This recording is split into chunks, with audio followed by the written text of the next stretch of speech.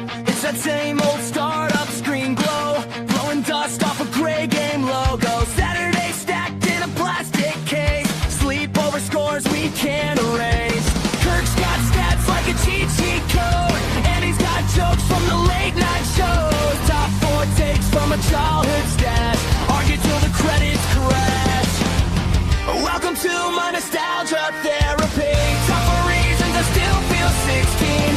Pixel hearts and worn out TVTs. Play it back, let it all come clean. Laughing like we never had to leave. Hit subscribe to the Kid and Me. Every week's another memory. Yeah, this is my nostalgia therapy.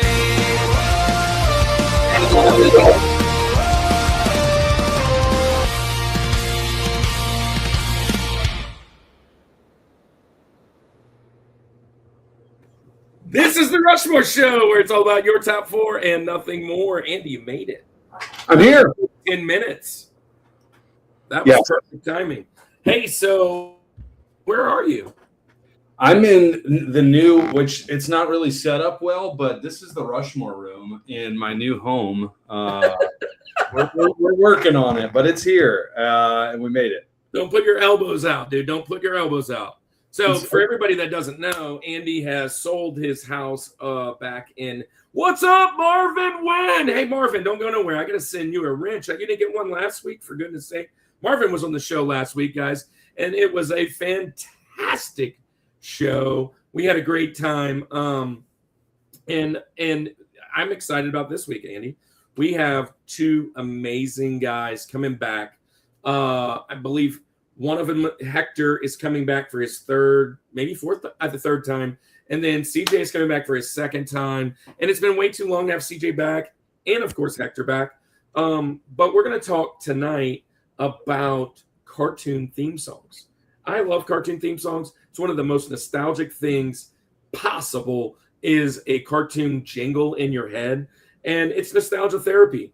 This is a time where we get to lean in and kind of just go through our past. And Andy, we decided, since we've already kind of done this episode, I kind of just threw it out there. I guess everybody agreed because nobody disagreed and said, why don't we just do underrated, which means kind of like the next tier or 2 of that. And I am excited, man. I have a great list. I hope you have a good list.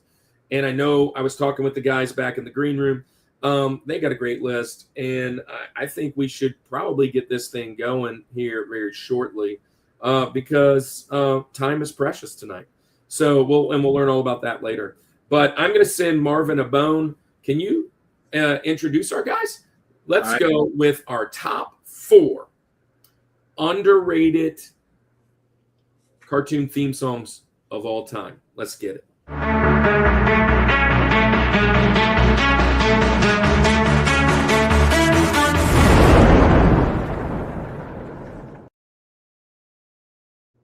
All right, it's Thursday night. You know what we love to do? We love to climb the mountain. We love to invite our friends in. We did the coin flip in the back, and I think Hector won the coin flip.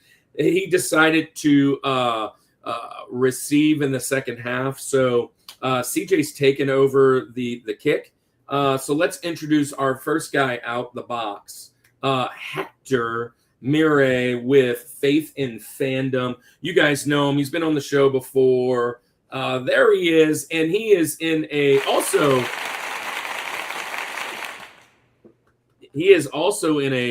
different location because apparently his kids go to the Hogwarts School of Wizarding, and he's helping them move back home. And so, welcome back to the show, Hector.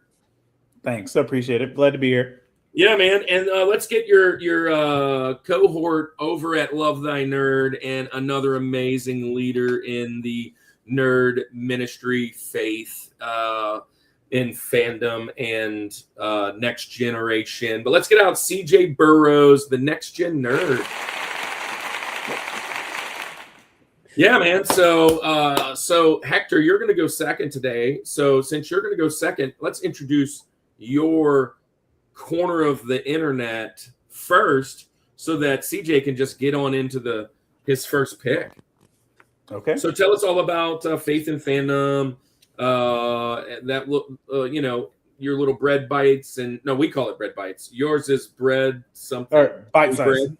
Bite size. Yeah, we call it bread bites, bite size. And everybody's Hobbit. Yeah, everybody needs one of those. Emotional Hobbit. Yeah, tell us all about all that stuff. So I've been doing Faith and Fandom for what year is this? This is 2016, 2026. I'm on the wrong decade. I've been doing Faith and Fandom for about 13 years. And primarily it's a book series of geeky devotionals and Bible studies. And I've been doing those in book format. We have 12 books in that series out. We also have podcasts.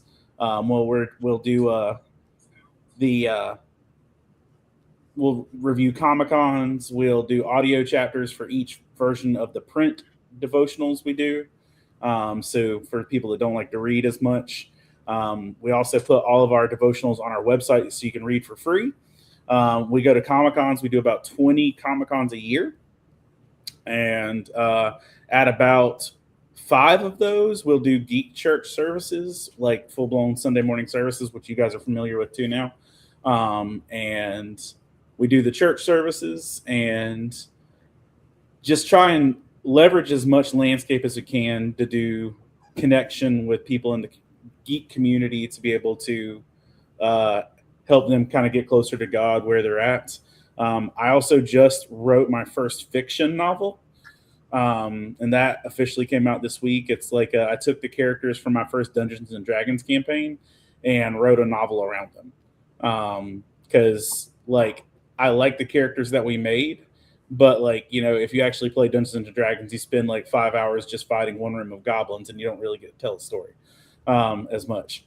So I wrote a story that I'm pretty excited about, and now I'm working on another Faith and Fandom book. So we do a lot of stuff with that. And actually, I was the bite sizes for over 5 years. I was doing weekly 3-minute devotionals for Love Thy Nerd Radio when they were doing a radio station. And now they've kind of decommissioned the radio station, and they're going more towards playlists on Spotify and such. So I moved that over to Faith and Fandom. And so I'm doing those there now. And actually just this week, I think you guys just added me, but just started moving Faith and Fandom content to TikTok too, because I've been slow with that. So yeah, man. So you can find all your stuff basically at Faith and Fandom everything, because that's how we found you. Yep. And I just want to shout out before we get into CJ real quick. Hector has been one of, if not the biggest, I would say there's about 5 really inspirational people in this space. A couple of them are with the Culture Box that we'll talk about later. But early on, I purchased these 2 from you, and I need to get the rest of them. But I just love this concept so much. And ironically, I had found you just through some of the guys in Culture Box, and Geek Devotions did a tournament, and you were in that tournament, I believe. I felt weird about that tournament too. I wasn't mad at it, but I was like, should we be doing this? This feels wrong. I was like, are we gonna hurt somebody's feelings? I went and liked everybody in the tournament, just so I could follow and figure out who everybody was. I totally love the idea, but I'm always worried about offending people, and I'm like, somebody's gonna get hurt. Somebody's gonna. Yeah. I realized real quickly that some of the stuff that you were doing was already on my heart, and we happened to land in some conventions, and I saw you and about 3 or 4 other people. Dave Mattingly was one of them. That was who's been on the show twice. That had done Nerd Church, and I was like, Andy, I wonder if we could do that in the conventions that we're at. Now, not only are we doing it, but Andy and his wife are on staff with one of them. We're darn near on staff, the staff for the other one. And we have now also we preach about 6 times a year right now, but we were in about 10 different conventions. We were kind of similarly on the same path. You have been such an inspiration to us. I actually wrote my first nonfiction about a year ago. And it started about 20 years ago. So that's kind of crazy. Andy actually wrote a children's book. We both are doing devotionals that we'll talk about halftime. But I just want to say real quickly, thank you for all the stuff you're doing in the space. Because it really has pushed us. We're like, man, what else can we do? Can we do this? Can we do that? And every time I log into your little Amazon, it's like, man, he's got like 4 more books here. This dude is like throwing content at the wall. We haven't published one yet. You can go on our website and see. I dropped. This will be week 21 of the video game devotion. So one a day. So 7 of them will drop tonight after we get off. DJ Courageous, what an amazing channel this is, ladies and gentlemen. If you love Christian, I've seen DJ Courageous's stuff on TikTok. Yeah, he's going to be on the show in music next time. So yeah, man. So speaking of Dave Mattingly, there he is dropping his thing. He's dropping his stuff forward. Well, let's get the other guy. The other part of I just want to say one thing. I was at a Comic-Con in Charleston, South Carolina, back in February. And like people came up to the booth to talk about your show. Really? Yeah. I was in Charleston and somebody says, "You've been on the Rushmore Show." Oh, it was probably Bryce. Was it Bryce? That sounds right. Gosh, well, right. Wait, hold on. Here's Bryce right here. Where's J Dubs? I bet it was him because he's in Charleston.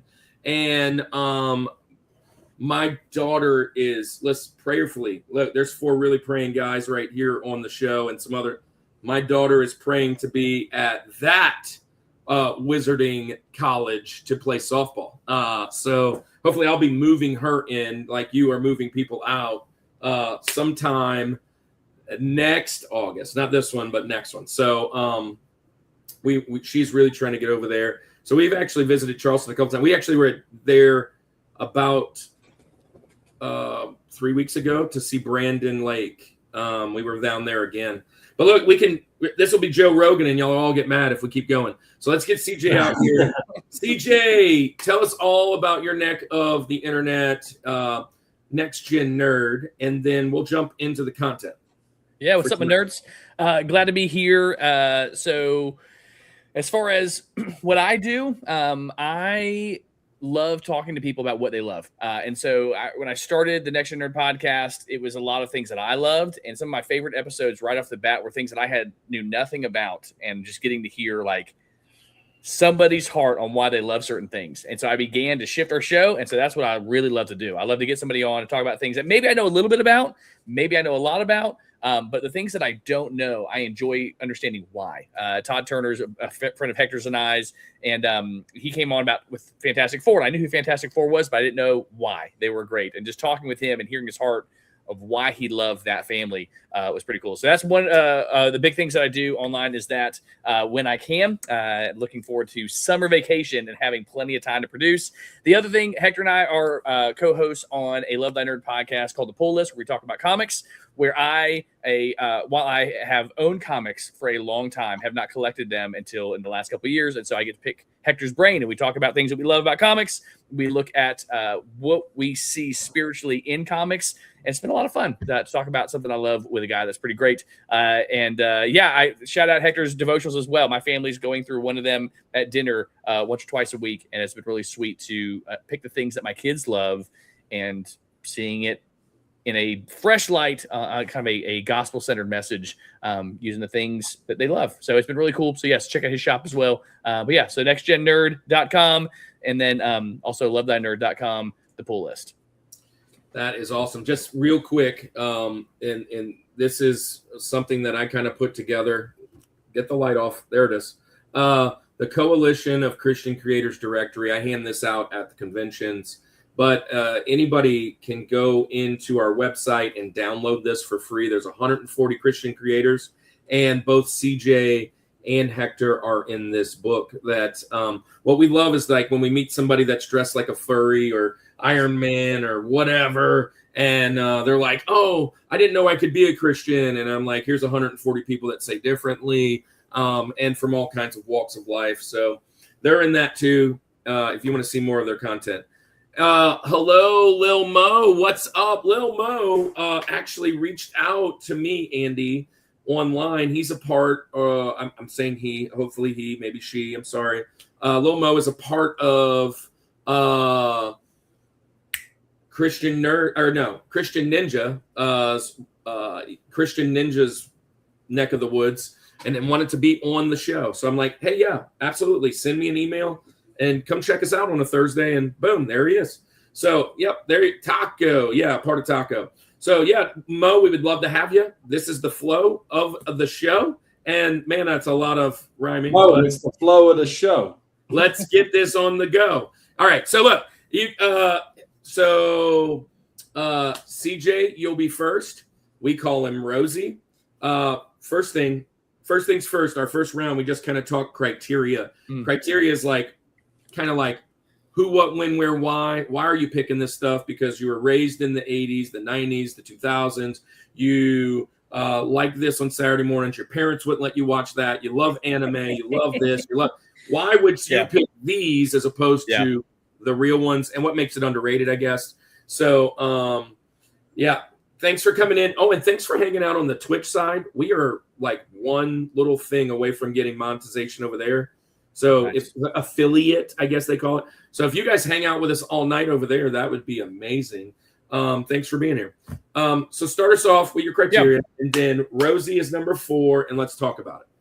Yeah, so I love cartoons. I love talking about cartoons. I think the medium can share some really great stories. And so when you said underrated, and I knew I had to like cross off X-Men and Ninja Turtles and like all the things that, I'm like, oh, but that's okay because my list is long.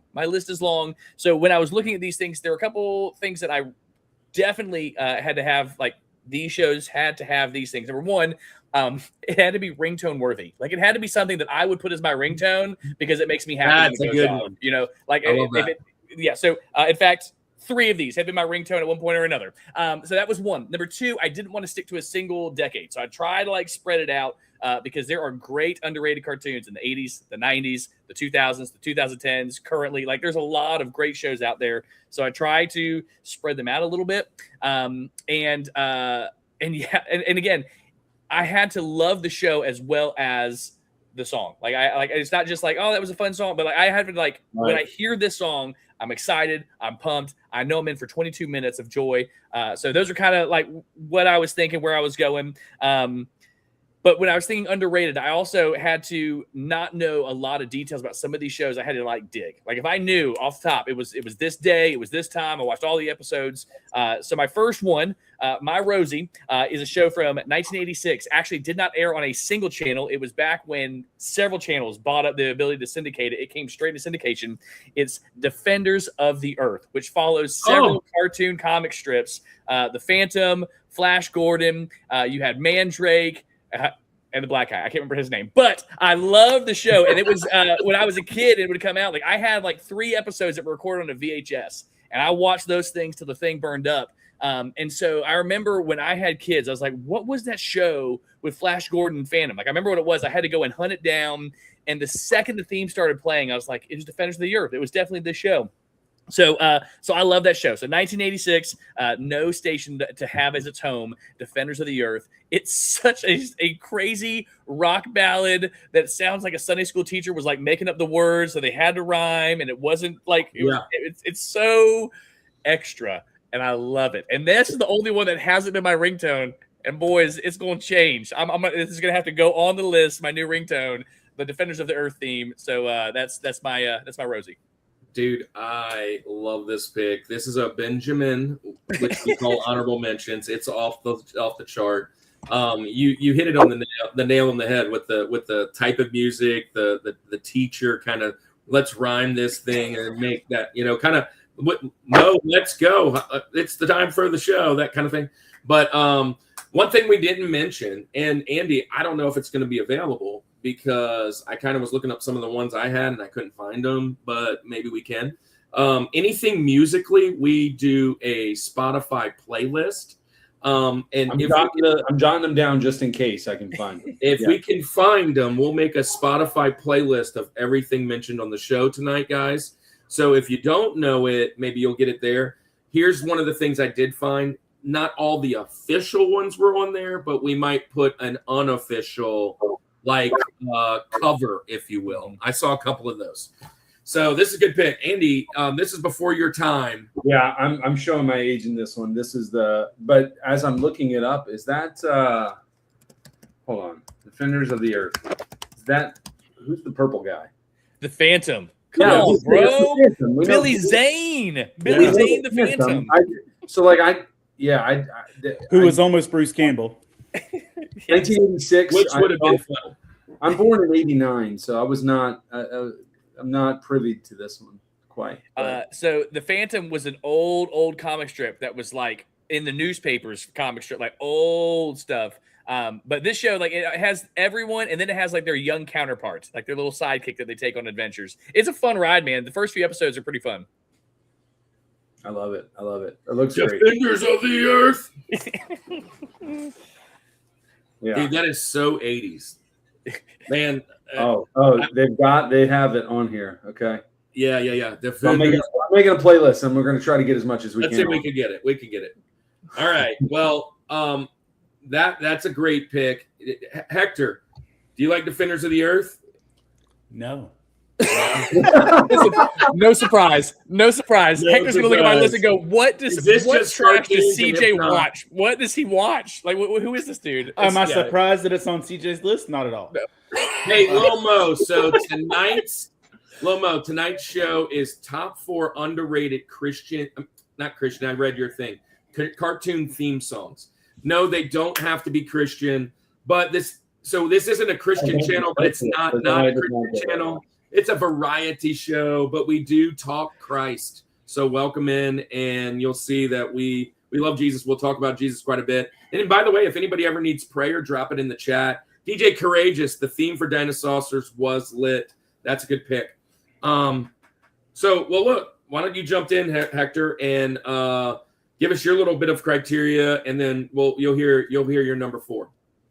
So a large chunk of my criteria is just what was missing from your previous list.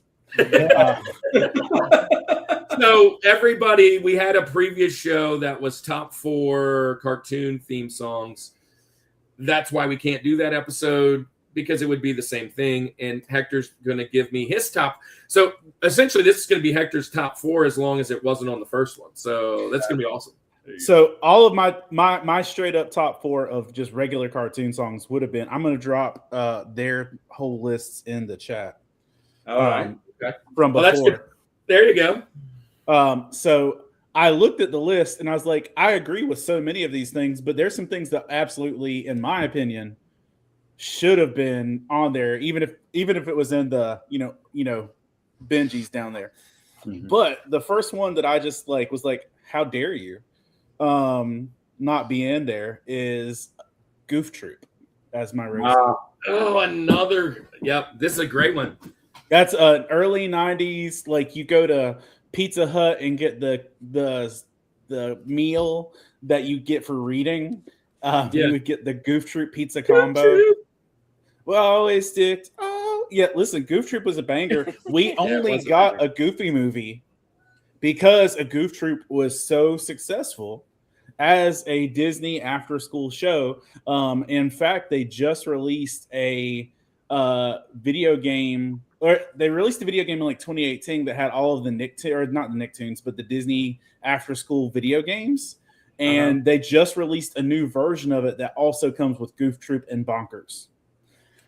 Which are both bangers. But Goof Troop, listen, a Goofy movie is tatted on my soul. I love a Goofy movie. And I can't disassociate that from Goof Troop. And I really feel like when you listen to the Goofy movie soundtrack, the Goof Troop theme song should honorably be on there, just for the sake of it. I know why it's not, but like for me, like I like even if you go back to the like just the end, there's like a yeah at the very end of it. Like always number one, report to the goof troop. Yeah. Like I just remember being in middle school. Is that the guy, the Pauly Shore guy? No, he wasn't on. He wasn't on the show. Weezer. No, he wasn't on it. But I'm just saying the guy that acted like him. Oh yeah, it could have Yeah, been. that kind of sounds like something he would have said. But like for me, What's, I just remember, wait, pause 1 second. I gotta, dude. Welcome, Barry Hines Jr. Barry was in the military with me. It's been such a long time to see you, man. I can't wait to have you back on. We were kind of chatting a couple weeks back. Man, I just want to say hello before it, just so that you knew that I saw you. We love you to death, man. Can't wait to hang out with you again. But yeah, this is a great pick, man. I'll say this. It is on my list of Benjamins. Now, my Benjamins lists are a little different the last few weeks. I've been challenging myself to try and not get all 8 of mine. So I'm trying. My 4 Benjamins are still intact, Andy, with those 2. But past the 4, both of these were on the list, and those are great picks. Andy, I know you love the Goofy movie. Do you love Goof Troop? Oh, Goof Troop's great. You might even have it on your thing tonight. It's a Benjamin that you just took away from me. So great pick there. Jesus. Yeah. I was more a fan of Nickelodeon than I was Disney when it came to like channel. However, Goof Troop is top tier for sure. I know you're a Powerline guy. That's it. My childhood Nickelodeon didn't have much stuff then. Like it was Disney. Like later years had Nickelodeon did more. But. Yeah, for sure. Kirk and I talk about it often, and it's like the original Nickelodeon is like I would never have watched that at all. It looks horrible. It looks like nightmare fuel. And then the 90s, the orange years happened, and it was like this is peak. You know, don't hate on Pinwheel. Stop. I'm hating on it. I will hate all day on it. Pinwheel spinning around. Pinwheel and see what I found. Stop hating. Anyways, Andy. Yes. You made it here in time, so I don't have to skip you. You're up. Yeah. I'm trying to think. Do I want to throw this one? Yeah, I'm going to put this. Well, this one's going to come up later. Okay. I do have a show and tell for one of them. But my criteria tonight. Oh, absolutely. Yeah. So my criteria tonight is all about. It's kind of like CJ said. Like not just the song is good. And I'm just picking a good song. It has to be the good song. Plus, I really enjoyed the show. All of these are not going to be you're not going to be shocked or surprised by my picks because I'm born 1989. I'm growing up 90s, early 2000s. That's kind of my cartoon realm of what I'm doing, right? So and I believe, everybody's going to say their own, generation had the best ones for sure. And of course, I'm going to say that. Somebody's going to say about the 80s. I just love it all. I think it's fantastic. I love 80s cartoon stuff. However, for tonight's, I'm going to stick to my wheelhouse of those years with this. And my first pick is going to be my Cartoon Network show that I'm mentioning today. I was, again, more a Nickelodeon guy. However, Cartoon Network had quite a few shows that were just absolutely fantastic. And one of my favorite ones, and I find myself actually with this song in my head, and here's why. When I work at a church, and down the hallway all the time, there are 2 staff members, 2 pastors at our church that constantly just whistle. And they whistle like the real deal. So every time they whistle, I go to in my head to what's the song that I equate to whistling. And of course, it's the theme song from Ed, Edd, and Eddy. I'm going to go Ed, Edd, and Eddy with my first one. I absolutely love this one. There's really no lyrics other than they say Ed, Edd, and Eddy quite a few times in it. But the whistling, it's such a, like, Kirk, we've talked about it plenty of times, like songs that when you hear it, you're just happy. You know what I mean? Like it's just joy. And the Ed, Edd, and Eddy's theme song is very, very joy invoking. But I love this song. I love this show. It is an absolutely brain rot show from when I was a kid. I get it, but super fun with the Kanker sisters and everything too. I absolutely love playing. I mean, what a cool show. But yeah, I'm gonna go Ed, and Eddie for my first my Rosie today. Yeah, This song reminds me of something that should be in like a Home Alone movie. Yeah. Oh yeah. I'm like, and also, by the way, we are 3 for 3 as far as Spotify availability. So we've got a playlist rocking right now. So it'll drop here this weekend. Awesome. Ed, and Eddie is past my time. I have watched it. It's hilarious. But this is Cartoon Network. I didn't venture off into too much. We were talking about Samurai Jack earlier, and that was one of those, like that whole set of 90s, late 90s, early 2000. I had abandoned cartoons for a while. I had to come back when I had kids, and some of them I haven't watched like religiously, I guess. But Ed, and Eddie is one that I have watched quite a bit here and there. Didn't have it on my radar for tonight's show, just because it's not one that is the nostalgia bug for me. But it's a great channel. Ed, and Eddie gave me sort of the Three Stooges vibe, says Dave Manley. Absolutely. Yeah. Nighttime Luigi, welcome in. Nighttime Luigi also, I believe, if I haven't added him already, he needs to be, is on this. Religious Fanboy was here. He is also in this. Nighttime Luigi, thanks for coming on. We'd love to have you on the show eventually. I did clap. Yo. Hey, real quick, I did not mention this too, criteria-wise. And maybe it was said before by somebody, but I also had to think like this show itself was underrated. You know, it's not one of the top tier shows. Maybe in our own hearts they are, but they don't maybe get the recognition that some of these others. You know, you're talking Nickelodeon, like the guys on the Rugrats. These ones are those like A-list ones. It's kind of that next. What I love is watching a show like this now as an adult and going, oh, that's not what they meant. Or that's so many double entendres. What a great word. All right, well, I'm going to jump in so we don't so we can honor the time. Real quick, I just want to check. Oh yeah, Hector, y'all know Ed, and Eddie. How we feel about that? I've seen one episode. I think I saw one episode, and I was like, cool, and that was it. It wasn't for me. It was in the time slot for me of I'm too cool for cartoons, and I haven't circled back around to cartoons are great. Like that was where it was for me. Yeah, I'm a fan. It's in that bubble of Powerpuff Girls, Samurai Jack around there.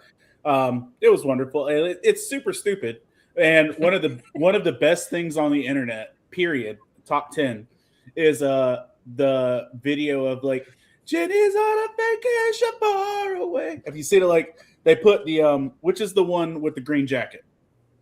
That's Eddie.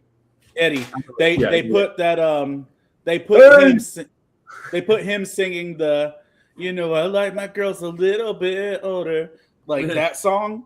And when you put him with it, it literally sounds like his voice. and so like No Bars Torado says Danny Phantom needs to make someone's list. It may. And then Nighttime says Ed, and Eddie is goated. This is one of my favorites. And he said, no, that's Ed with 1D, right? Because the other one has 2 Ds, right? There's Ed with 1D, Ed with 2 Ds, and then Eddie. Eddie is the more street smart guy, right? He's the leader. He's the leader of the pack. Okay, that's what it is then. Yeah, Ed. Leader of the pack. All right. Well, so Ed, and Eddie is off the list. Well, look, I'm simple. It's very much like you guys as far as criteria. That's the good thing about going forth. 80s is my realm. Most of mine are coming from the 80s, early 90s. They have to be earworms. You know what I mean? Like I got to be able to sing it, not having seen the show. But or at least get the tune stuck in my head. I don't always remember the lyrics. That's not me. If you've watched the show long enough, you know I'm terrible at lyrics. But some of these, Andy and I, you guys probably do this. You hear somebody say a word, and it automatically you have to add the word like stop in the name of love, stop, collaborate, and listen, that kind of thing. Hammer time. So yeah, hammer time. Andy and I do that nonstop, and it bothers our wives. It bothers my coworkers. Like, it's just a part of my life. And so some of these tonight, especially this first one, it randomly comes out of nowhere. Like, wasn't thinking about it. Somebody says something and it just, there it is. So usually this comes out when somebody's talking about one of my least favorite football teams. But I'm going back to 1988, and I'm going with Denver the Last Dinosaur. He's my friend and a whole lot more. So Denver the Last Dinosaur, underrated, rock star of this dinosaur. They bring him back to life, and he's just super cool. But the song is so catchy. He's like playing the guitar. And a lot of times I'll hear the word Denver and I'll just, the last dinosaur. And people are like, what are you talking He's my friend. And a whole lot there. Yeah. So, yeah, I'm going with Denver the Last Dinosaur. It was talking about underrated. It's not one that I would probably ever put in my goated. But it's such a fun tune. It is such an underrated song. It's such an underrated cartoon from back in the day. It was a part of my nostalgia, 1988. So, yeah, that's where I'm going to start off my list today. Nice. You guys, Denver guys? About as much as Ed, and Eddie. I could have sang that one line of the theme song, but that's all I remember. Familiar with the theme song, familiar with the title sequence. I probably have seen it. It just it didn't bury itself deep enough there. Well, I mean, there's not a whole lot more past that. Just like they repeat it quite a few times. At this point, I feel like you're just making shows up. Like, this is not. Oh, now that's the show you got to call me back on. When it's all a joke, we make it all up, make Andy think he's missed out on everything. That would be awesome. This wasn't even real. What are we talking about here? No, I've never once heard of this show. Oh man, yeah, he was blue, right? No, he's like a bluish green. He's like a tealish color, dark teal. Okay, yeah. In the 8 crayon box, Hector, it's blue. Yeah. I want to know, did the artist for the show ever see a picture of a dinosaur? This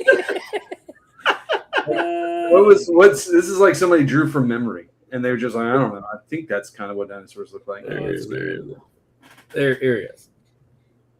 Yep. Oh my gosh. Yeah.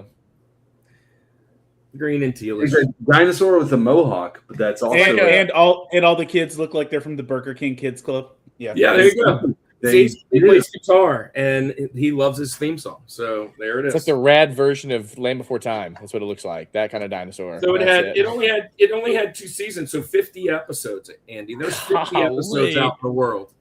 Seasons back in the day were like a year long.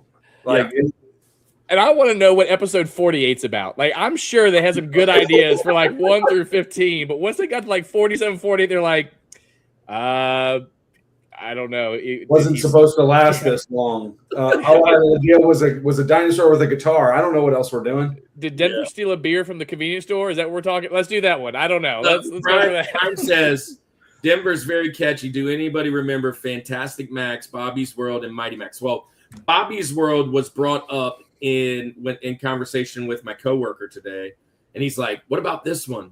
And that one's really good. If we were to pick a theme song that might be underrated, I'd start with Invader Zim. That's a good one. That's definitely a good one. All right, so that's our first round. Some underrated ones there. This is not the GOATs. So I'm gonna see if they have Denver the Dinosaur. You didn't have that on your bingo? They have that on Spotify. I think we're good with everything else. Goodness gracious, this is real. It's underrated, dude. So, anyway, I didn't even think it was rated in the first place. To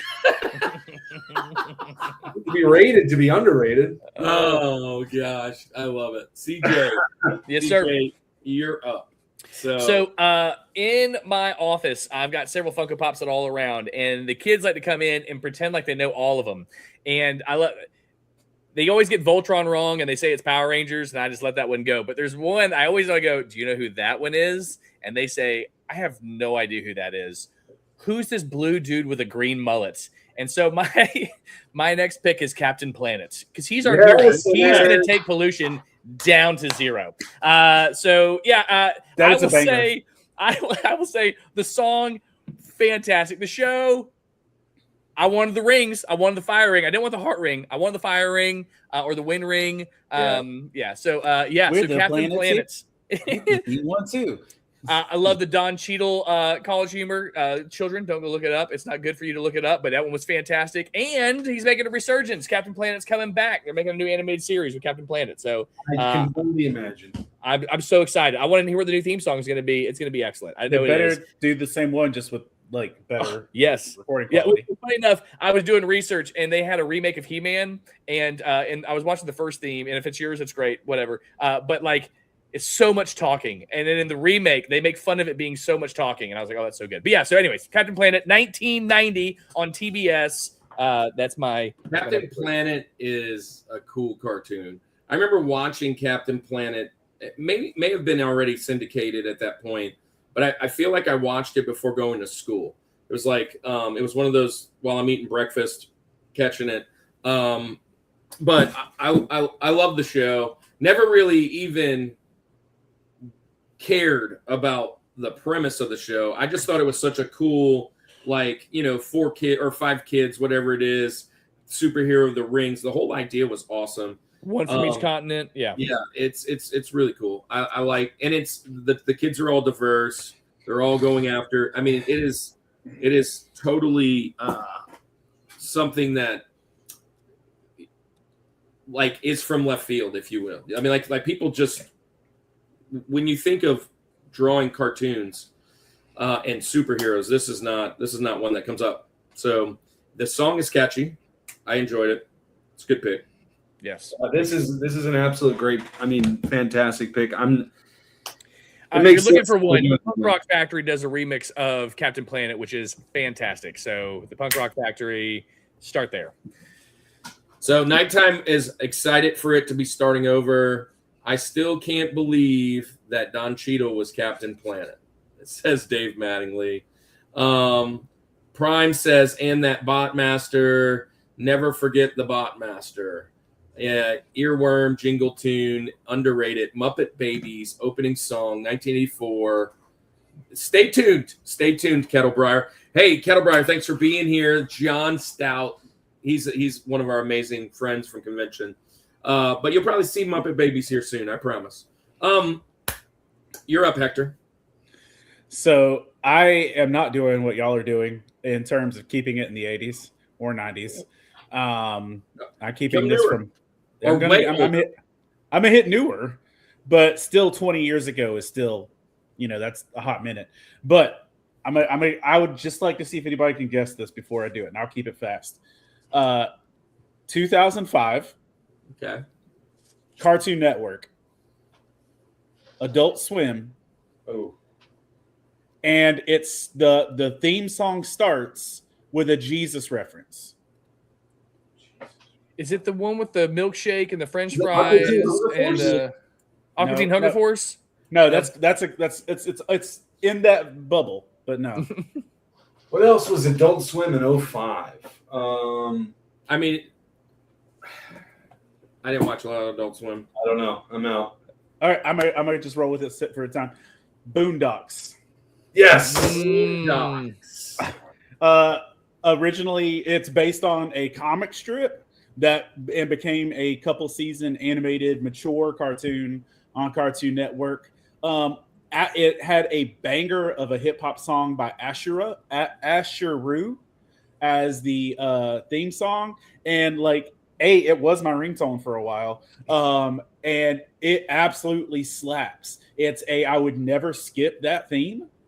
And I can still quote the whole thing, but literally the whole song starts, I am the stone that the builder refused. It's how it started out. And I'm like, Jesus, every time.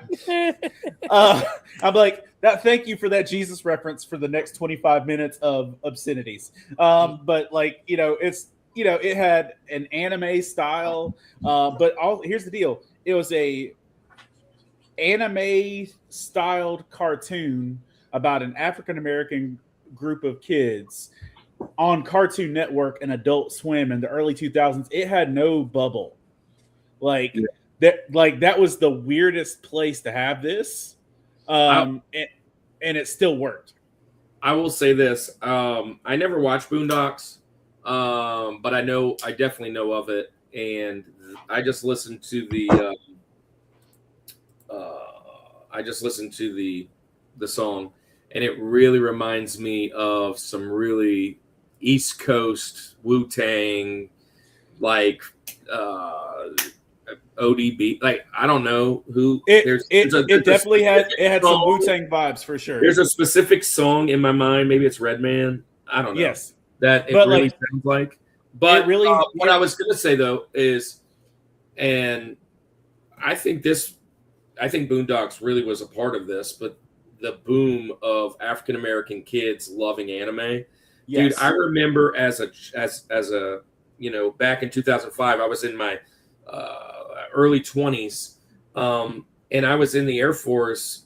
I was right around that time, and I remember like other Air Force kid, Barry, one of them. Barry was just on the thing, and they were all going home to watch Boondocks because that was just their jam, and I remember how much people loved it. I didn't really watch it too much, but I listen to that soundtrack, I would have digged it.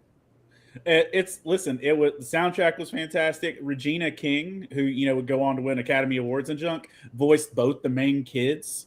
You had Samuel L. Jackson in it, Cat Williams, just great stuff. Musical guests, but like if you enjoyed hip hop, anime, or urban culture at all, it was goated. Yeah, this is a great pick. It was one that I didn't even think about, honestly, when I was putting this list together. So great pull there. I love that. All right. What about CJ? Boondocks? Oh, I know what song it is. Pause. The Method Man song with Limp Bizkit. Yes, Rollin'. No. The Urban Assault Vehicle. Oh, well, they do that too. But yeah. Yeah.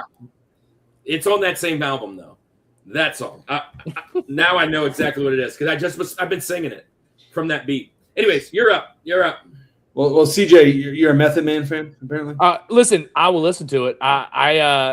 My wife picks on me when we're at a restaurant, and I remember all the words from all those songs I listened to in high school, and she's like, that was definitely BC. That was definitely before Christ. Yeah, it definitely was. I remember them all. I'm sorry it doesn't get out of there. But no, but Boondocks, I've seen it. I've been around it, but never watched it. And Hector is just, it's a regular occurrence where he's like, add this to your list, son. Seriously. So It'll go on there, bud. It'll go on there. I don't know that it needs to be on your list, but there's at least one episode that you should watch, and it's the one I recommend to everybody. But like but it's also a parent fail because I'll hear my 18 and 16-year-old daughters quoting it, and I'm like, oh, what did I do?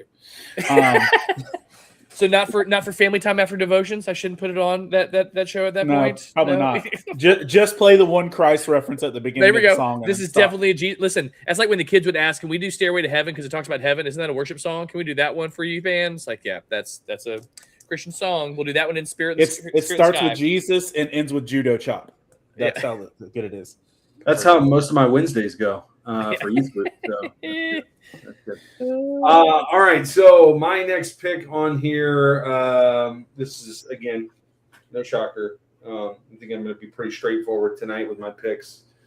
I'm going Nickelodeon. I'm not going the big ones, obviously, because we're doing underrated.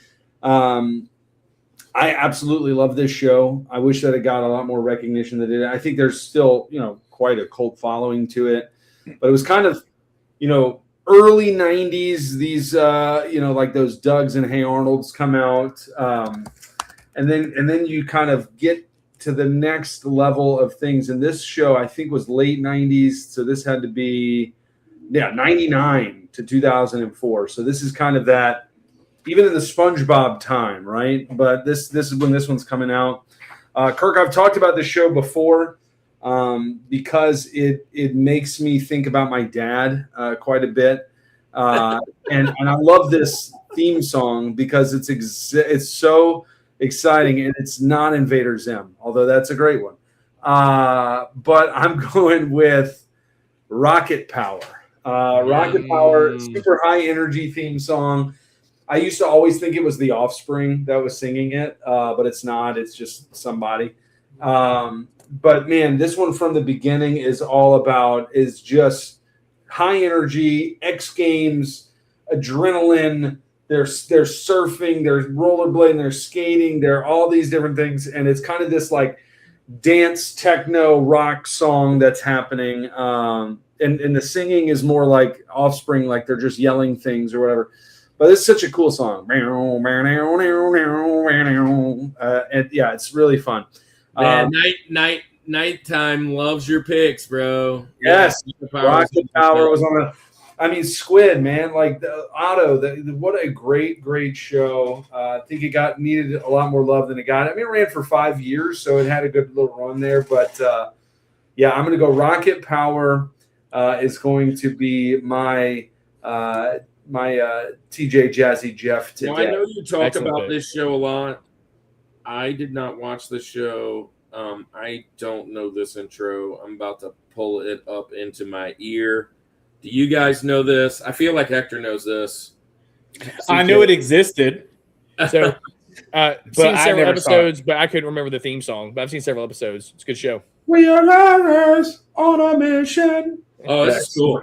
It's super fun song. Super fun song. I mean, right off the bat, it just comes right in, and it's super fun. It'll be on the playlist, on the Spotify playlist. There you go. There we go. Familiarize yourself with it. Yeah, it's fun. That's that whole generation, though. Like, I wasn't like, I guess like CJ said earlier, I have to represent represent the generation. I kind of decided like I'm not going to watch cartoons anymore, and then I only watched what showed up. I didn't go like. And I'm really bummed that I was that way too, because the show that I missed out on that I'm actually watching now, I'm like, man, that would have been so good. Is it Vader Zim? Phineas and Ferb. Yeah, It was not a show. I was like that age where I was too cool for cartoons. But like when I look at it, I'm like, that may be one of the greatest cartoons of all time. It's so good. Did you see my little pick here? So today, summer vacation started for me, and I wish it was 104 days. It's only like 70. Has it ever been 104 days, actually? No, you know why they did that? Because you just mentioned it earlier. A year of cartoons is so long, because a year when they would sell it would be 52 episodes. And they figured they would do 2 years of 104. Oh. So that's why that came up. Yeah, I looked that up. Bowling for Soup doing math for us. Bowling for Soup. Yeah. But, hey, since we're talking about pop punk, right? Let's do another pop punk song that's really cool. I'm going. So last time we did this, I believe Jake, maybe Jake. It was either Jake. It was one of the Cellcast guys, either Jake or Drew. Said Scooby Doo, and Scooby Doo's a classic. But let's go with the one that's a little newer from Simple Plan. No, what's new, Scooby Doo? And that is a jam. It's definitely a newer song. But it's done by, like I said, Simple Plan. What's new, Scooby-Doo? Coming after you. It's just that we talked pop punk not long back, and I almost picked Simple Plan and would have had this as a part of the reason I picked them. But I love the whole Scooby-Doo franchise. Doesn't matter which iteration. If you go all the way back to the 60s with the Globetrotters and all the way to now, that pup named Scooby-Doo is a good one. That's a real veteran move right there, Andy. But this one is awesome. It's a banger. And I'm sure you can find this one. Yeah. I was holding on to this for my Benjamins because I swore no one would have said this one. This is just like that one I was going to pull out and be like, yeah, let's throw Simple Plan out there because I'm the pop punk guy. Right? Yeah.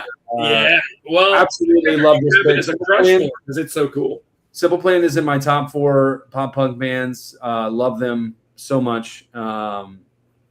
This is a fantastic pick. They play this song live. Like this is part of their set list now, so it's just kind of become them. So absolutely love it. All that mystery. They have that voice, dude.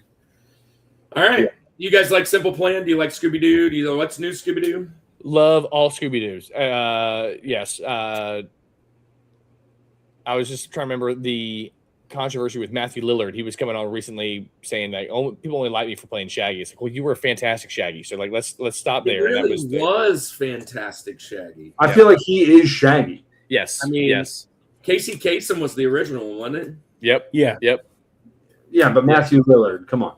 Yeah, definitely. And Freddie Did you know that Futurama theme song is "Smells Like Teen Spirit" with bells? Listen, I did not know that. I did not know that. Going to Spotify right now.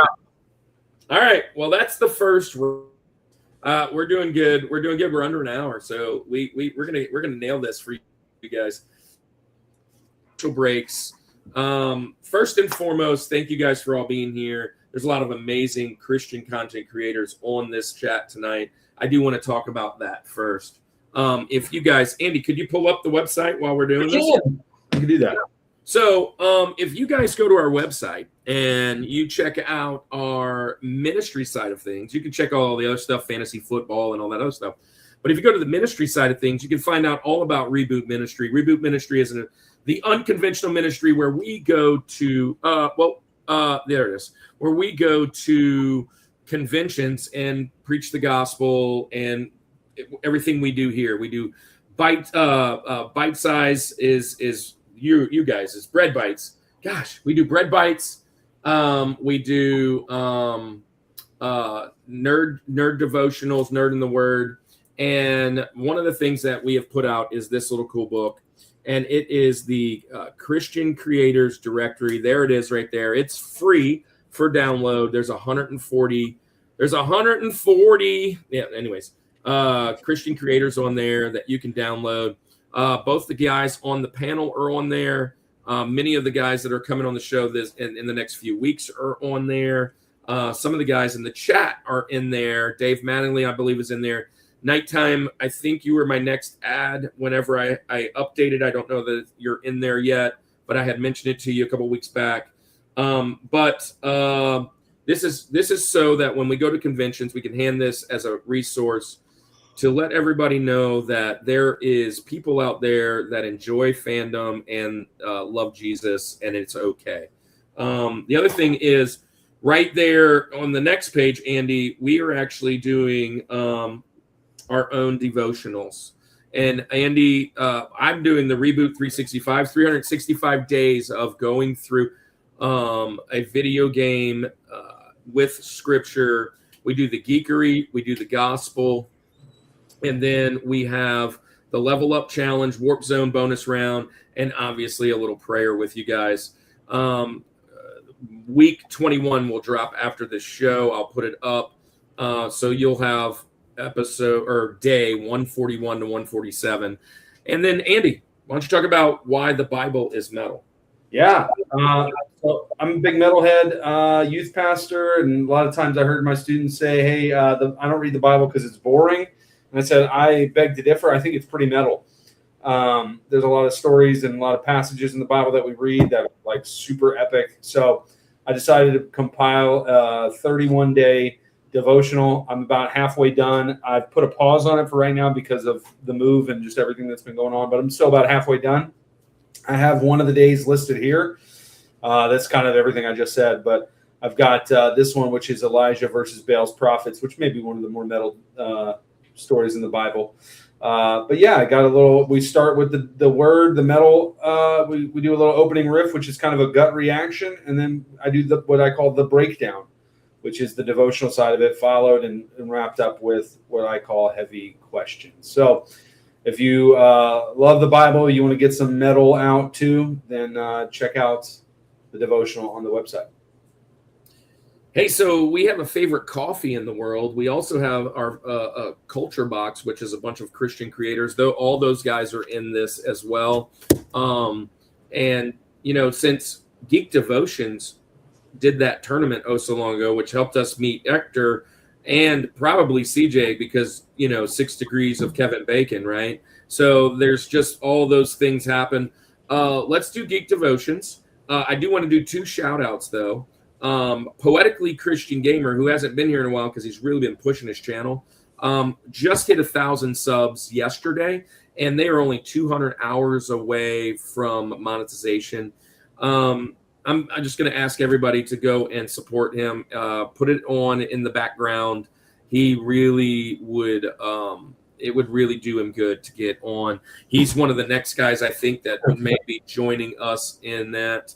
Just told someone about the story last night. They wait. So yeah, the province of Bale, and as if Bale was pooping. Hey, well, with that being said, Bryce J. Dub, who I think is the introduction, Charleston Hector, he just hit 20,000 subs yesterday. So that's 2 big milestones for both of those guys. Let's drop Andy. Let's drop Bryce. Let's drop Geek Devotions, and let's drop our favorite coffee and get back into the show. All right. Here's our good buddies, Dallas and Celeste over at Geek Devotions. Geek Devotions is a collaboration of devoted geeks that are devoted to letting people know that they are loved. They produce a weekly geek culture-infused devotional, their podcast content, and written articles, all designed to encourage and challenge people in the geek community, bridging the gap between their faith and their geekdoms. Find all their content at geekdevotions.com. Let's face it, at-home coffee can be pretty stale. Coffee at home doesn't have to be boring. The Village Coffee is here to deliver the flavor. The Village Coffee roasts coffee every week and sells online. Go to villagebeans.com to order your coffee today and use discount code RUSHMORE for free shipping. Bryce J.W. is a full-time content creator, collector, and streamer, spreading kindness one video at a time. From epic Geometry Dash runs and Nintendo streams to game hunting vlogs and podcasts, Bryce leads the Anime Armada, a welcoming, positive community for gamers and geeks of all kinds. No hate, just heart. Join the crew at youtube.com/@BryceJW.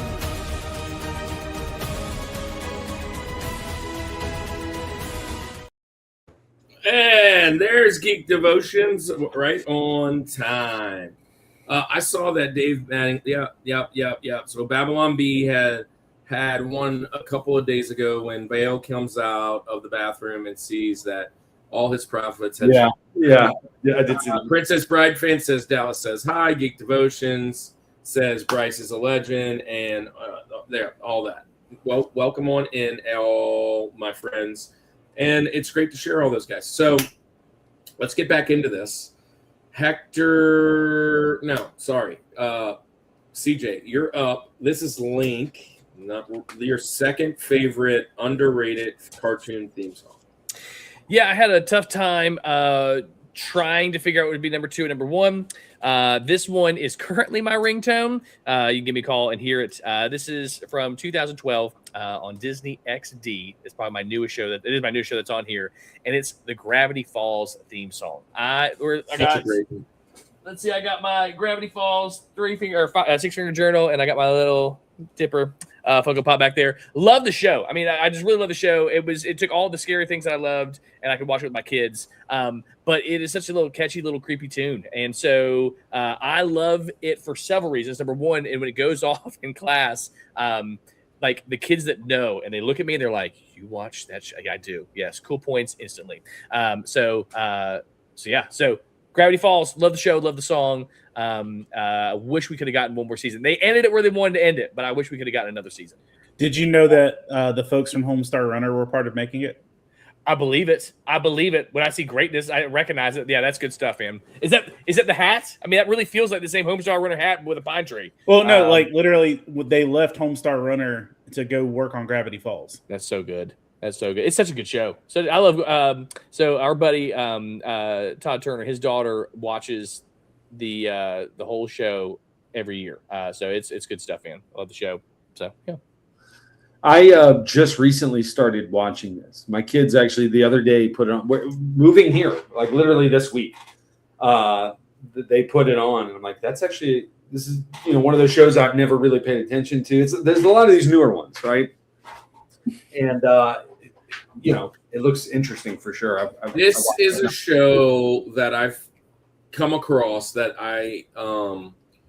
so Phineas and Ferb, Fairly Odd Parents, Gravity Falls, they fit in this weird niche of cartoons for me that are definitely for kids, but they are so witty and so strongly written that I enjoy watching them. And I wish my kids would watch them more, because I'd be like, oh, you're watching Gravity Falls. But sometimes the jokes or the whatever just kind of goes over, and my kids never really watched it. So every once in a while, my wife will walk out and she goes, you're the only 47-year-old I know that would be sitting in at 10 o'clock at night by yourself watching this. Why are you watching this? I'm like, it's funny. So good. It is. I know a lot of other 47-year-olds. Yeah, I do too, but my wife doesn't. I need a Mermando shirt. That's what I need. Yeah, so this is a great pick. Not on my radar today, but yeah, I can agree that this is a good pick. Yeah, good stuff. Good stuff. All right, well, Hector. Only because dude, that makes so much sense, right? Only because you're older than Dallas. Okay, yeah. Y'all are having a little side combo. Yeah. So, Hector, you're up. I wouldn't have been able to do this or to add this one in like even 2 years ago because I hadn't gotten to this yet. So it is underrated in some senses. But it's anime. Let's go there first. And one of the things with anime is they change their theme songs every 10 to 15 episodes. So like they don't just have like a concrete theme song for most shows. Like even like if a season has 24 episodes, they'll change it 12 and have a whole new theme song. So it's whatever. One Piece season 1. The original One Piece theme song, come aboard and bring along, like that melody is one of the most classic anime melodies out there. And like even like now they're on episodes 1153, something like that. Yeah. And when there's a beautiful moment happening in the show, they'll still play that melody to hit you in the feels, even though it's 1,000 episodes old. And like I think when I first started watching One Piece, because I just watched One Piece for the first time like less than 2 years ago, and like when the theme song changed, I was heartbroken. I was like, no, go back. I was like, I don't like any of this. But like, I feel like that one is iconic. And I saw that at one point we had the Dragon Ball. You guys had the Dragon Ball theme previously. And I was just like, the One Piece theme, the OG One Piece theme is like as iconic as it gets. But because it only lasted so long, I feel like it gets underrated. But I feel like for me, that's one that like, if I hear it, I'm going to know my people are here. Like I'm going to know there's some fellow people that I can have a good conversation with. So, yeah, that's me. Nice. Kirk and I are kind of in the same boat. I think I'm even more in the boat than Kirk is, where for whatever reason, anime has never been the thing that like jumped out to me. There's things here and there for sure, like that I like from anime, but like I there's so much that I have not watched, and this is definitely one of them. And it's almost like you mentioned, there's like however many 1,000 episodes there. 1,000 episodes, golly! Yeah. It's like I feel like I'm defeated already, and it's not done. Yeah, you're right. Like, why start? Wait, you were wondering what they could write in episode 52? What about 1086? Yes. And here's the thing: I'm not going to spend a lot of time on this, but like, there's a character that they introduce at around episode 300. They bring him back up in episode 500. Then they don't give this man a backstory until episode 900. And it became like literally I knew about him for almost 1,000 episodes, but once it got to his backstory, I'm like, oh, you're my new favorite character now. Season 1 of One Piece is Listen, when if I'm looking at a show, I'm like, do I want to watch a show? When I realize that it's more than 8 episodes, I'm like, golly, do I really want to sink that much time into it? This one, like, I've seen the Netflix show. My boy is watching One Piece, and I'm like, you go for it, son. Like, you do it. But 1,000 episodes, I'm going, nope. So thanks for bringing that up. So we are having a anime openings in like next week or the week after. The schedule's been kind of rearranged. Beneath the Tangles and Religious Fanboy are coming on. I think it's next week. But it wouldn't shock me if it was 2 weeks from now. Just the schedule has been kind of moved around. With that being said, my anime, we were actually on Geek Devotions, Andy and I, and we did our top 5 anime or top 4 anime or whatever. And it was difficult because I went off of a lot of cartoons I watched as a kid before I even knew what anime was. Like, I didn't know this was anime. It was just a part of like whatever. And then there was a couple that did make it. Well, my son absolutely loves the live action on Netflix. We watched it together, and I had very little reference of the actual 1,000 episodes. I'm like, all right, well, let's go see what the cartoon's about. Let's go see what the actual anime is about. And I pulled it up, and I was like, let's not. But I will say this. We did watch like the first 8 or so episodes, and it went pretty good with what Netflix was doing. And I'm like, if Netflix thinks they're doing 1,000 episodes of this, oh my gosh. They've got a plan of where they're cutting it off. And just for a point of reference, I want to say that the first season of Netflix covers the first 56 anime episodes. Yeah. I mean, you could see certain things happen, and I was like, oh, I remember that. Oh, I remember that. We only watched a few, but next week, I may or may not have this one on there because I do like it quite a bit. But it's not as nostalgic to me. It's very new, like you said, because I didn't start watching it until after the Netflix show. So it is really good, though. That was about it for me. My oldest daughter had asked me to watch it, and I told her no for years because it was too long. And I'm like, you'll move out of the house before you finish this.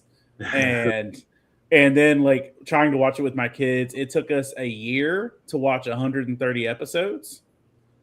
And then my daughter moved out to go to the Hogwarts that she's graduating from tomorrow. And I was like, well, you moved out. I'm watching it without you. Bye. And see, I think my problem becomes like more so than just the length of this show is when am I going to have time to go back and watch The Office again? You know, I'm always stuck in 1,000. I'm never going to have an off ramp to go watch The Office or Parks and Rec again. And dude, that's so funny. I was listening to LTN Polls today, and they were talking about One Piece and how long it was. And Frost was saying, he goes, I really can't throw shade. He goes, I've watched Psych. He goes, I've watched Psych in double digits, and there's 100 episodes of that. So I've watched at least 1,000 episodes of Psych. So I really can't say that I don't have the time to watch it. I've just chosen to watch something else. Yeah, that's true. I guess if you think about it, one show 100 times versus One Piece once. Yes. You think, right? Yeah, I'm not rewatching One Piece. I can guarantee you that if I get through it, I will not be rewatching. I don't think that's happening. 0 episodes of Parks and Recreation is a crime. Yeah. 0 episodes. No, that's Andy's George. That's Andy's top. The greatest TV show of all time. Speaking of Andy, let's go Link for you. Yes. All right. So for me, where am I going with this? I have the wrong list pulled up. Pull that thing off the window, and let's do that. Yeah. Well, no, I'm not going to. I'm going to save that for if it makes it to Benjamin's. It'll come off there. Or if it gets mentioned by somebody, then I'll still throw it out there. All right. I'm going to go with probably the most epic one that is on my list today.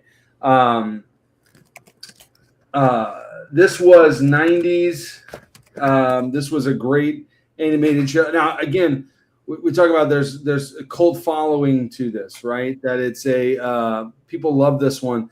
I'm going Disney with this one, and I mentioned before I'm more of a Nick than I am a Disney guy, but I had a metal band. They were on the show, Invoke the Nightmare, a while back, maybe a year ago, whenever it was.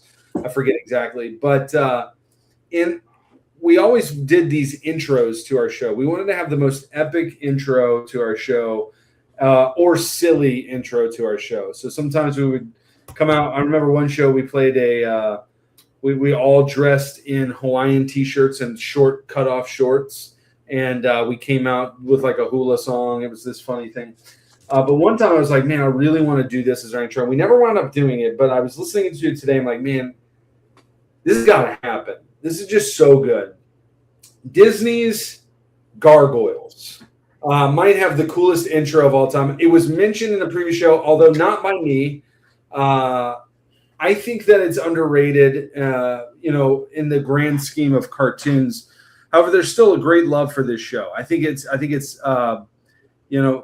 I say underrated in the sense it was 3 seasons. It was very short-lived. It doesn't really get mentioned top tier all the time. I think people mention it from like, man, remember that show?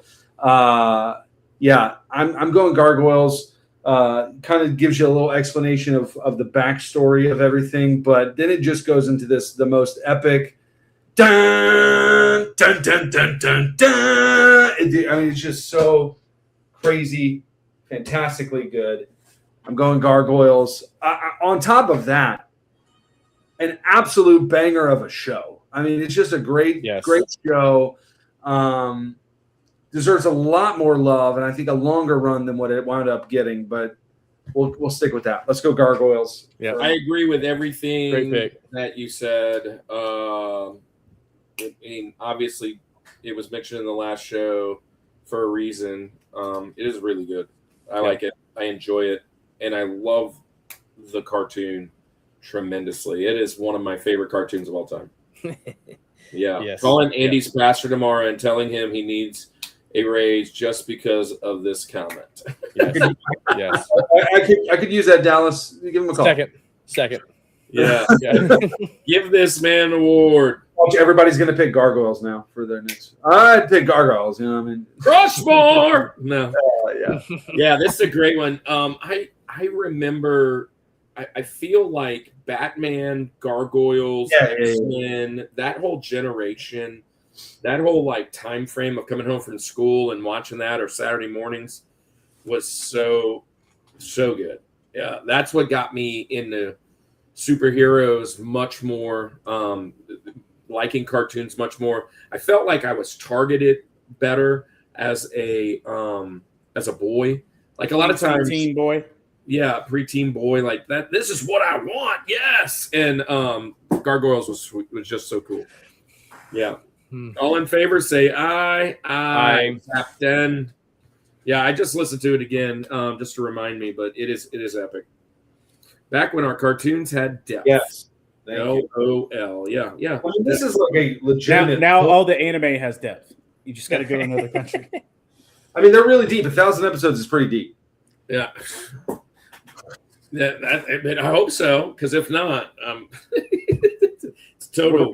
What are we doing at that point? What are we doing? Right. Yeah, that's right. All right. Well, I'm going to jump in, and this is probably the most epic song on the whole list tonight. And it is classic 80s. It is classic. Like you hear this song, and it just ramps. Like I just feel intense. It is a concert made to happen. Whenever I pull it up, it's on many lists this week while I was trying to kind of do some research. Let's see. It's from Geek and Mattel. Obviously, it's in the 80s, so they were trying to sell They were trying to sell toys. 1985. I'm going with Jace and the Wheeled Warriors. Man, this song is so epic. It is like 80s arena rock metal. Like it's kind of got an anime opening. It's kind of got that storytelling as it gets in, and it's like a space opera. But it is. I remember I had the toys, or a couple of them, and the cartoon's really cool. But the song is just epic. So deep cut. That's what it's supposed to be. It's underrated. Let's go. But yeah, going with Jason the Wheeled Warriors. Man, never heard of the show, but I just listened to like 13 seconds of the theme, and I'm like, I get it. I get it now. I need it. I need it now. Yeah, on my list. I got a boy in particular that's going to enjoy that one. Yeah, that I looks still good. feel like you're making up TV shows. Listen, What is this? Why is this never been talked about? Dude, it's so cool. So it's a kid. So it's the kid's son. The kid's dad dies. There's this weird wizard. He's got this weird hat that the hat goes sideways. He does some experiment or magic, and the plants and robots. He's making this up. Kind of. He's reading off ChatGPT right now. He just and the vehicles are alive, and they're like plants, and it's just a cool cartoon. It's like I feel like it was like mixed like 4 different shows just now in that explanation. But Deep cut. It's a WCW deep cut. Episode 1: Escape from the Garden of Evil. Yeah. The Garden of Evil. There you go. Steel Against Shadow. This was the era where cartoons were made by pulling random words out of a bowl. Jason the Wheeled Warriors. But listen to the song. It's epic. It's so epic. Yep. I do like it. I did put it on just now. I love that. It is on Spotify too. So I mean, everything can be found. You know. Yeah. All right. So our George, you guys, Numero uno, number one on the mountain. I have another deep cut. I hope, I hope you guys have something to challenge it, because this is epic. So mine is a twofer in that the intro is only rivaled by the outro. In fact, it's hard for me to remember like which one was which until I sat there and went, which one? So it involves a pint-sized scientist and his crazy sister. It's Dexter's Laboratory from 1996. Yeah, I mean, it was one of those ones that you like. I don't want to skip the beginning because that whole sequence and the music and being sucked in. And then you didn't want to skip the credits because it was past the outdoors in Dexter's Laboratory. So I love that show. I remember watching this. My dad was stationed in Rota, Spain, and he only got 2 channels in English. One was CNN, one was Cartoon Network. And I had breakfast every morning and watched Dexter's Laboratory every morning. And then he dropped me off at a golf course. I played golf all day. It was a wonderful summer, best summer of my life. But no, love the show, still love it. Omelette du fromage, Mando, and all of them. It's such a good show, and it's getting Tartakovsky, which I love almost like all his stuff. And Dexter's Laboratory, though, it's got a special place in my heart right there. And yes, another ringtone for a while was the opening one. The closing one, everyone sees that one coming, but the opening one, that's how I know who's a fan. So, yeah, so that's my number one. This is an absolute great pick. Get out of my laboratory, DD! I love this show. What a good pick. Was the one, remember, like, there was an episode where there was like Dexter of the future and Dexter, like, or there was like different, golly, it's like a weird, like. Listen, there's so many. I remember there's one where he wanted to be older, but he fell asleep, and so he came out 900 years old and not like 18 years old. He wanted to stay up late, and he was this old man. He's got like a beard and muscles or something. Like he's got all kinds of episodes. Yes. Yeah. I do know this. I do know this much. Now this is BC. Okay, I was deeply in love with his mom. Bro, say less. Say less. This is one right not here. Talk about this in front of your Instagram algorithm.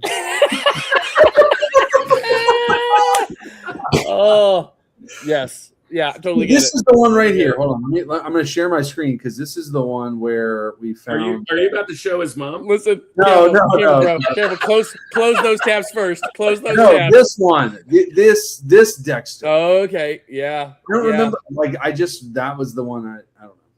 Anyway. Oh man, that's so Anyway, good. great pick, great show, great theme song. Anonymous says, I know it's not a cartoon, but have any of you heard of the officially licensed Japanese Spider-Man TV series? I think you've come to the right channel. They've probably all heard of this. I know the guys in the chat have. I've seen them talk about it. But yeah, and Geek Devotion says, CJ, I've never talked to you before, but I want to be your friend, sir. This is a great pick. Oh man, but you guys are perfect for each other, Dallas. He's definitely amazing. I love Dexter's Lab. This is again one of those Gravity Falls, Fairly Odd Parents, Phineas and Ferb. It's such a witty cartoon. When you watch it as an adult, it's a totally different experience. My kids have always loved it. Great stuff. Retro Rewind Podcast is in the chat, by the way. El Capitan is here. Hey, thanks for watching over there on the Twitch side because we're not far off. We just need like the, simultaneous people watching or whatever to get affiliate. But anyways, great George pick. Where are you going for yours, Hector? Before I hit my George, I just wanted to say on the Dexter thing, the voice actress for Dee Dee was on the other side of my booth at Charleston this year. Come on. That was fun. It's nice. I'm going to just say this. One of the most fun things about doing the conventions and kind of being pseudo staff is that you kind of like are able to talk to them a little easier without paying them $700 to sign something. You're like sitting at their booth like, hey, what's up? And then you just get to know them and they're like, hey, I'll sign that or I'll do. Dude, I love having the cool conversations with these people and just learning about like their journey. And then finding out some of them are Christian is really awesome. That's fun too. So it's really cool. So for my George, I looked at y'all's list of your previous episode, and this was the one I was just like, I can't believe this didn't make it. Like that this wasn't on anybody's Benjamins or anything. And I don't know that this is as underrated as the term underrated, but the fact that it didn't make it before confuses me. So here we go. Animaniacs. Like yes. Oh yeah. Great. Yeah, I was surprised too. I remember looking at that list too. Yeah. I saw Pinky and the Brain, and I'm like, how do you have Pinky and the Brain? So but not Animaniacs. Full disclosure. It didn't make my list, obviously, because I had a more 80s tone. But when he did bring up that, in my mind was like, gosh, Animaniacs would have been where I went before Pinky and the Brain. But Pinky and the Brain's great, too. But that whole WB stuff was really great. And that was the Batman the Animated Series, Tiny Toons, Animaniacs, Spider-Man. Like, that was the whole afternoon, X-Men.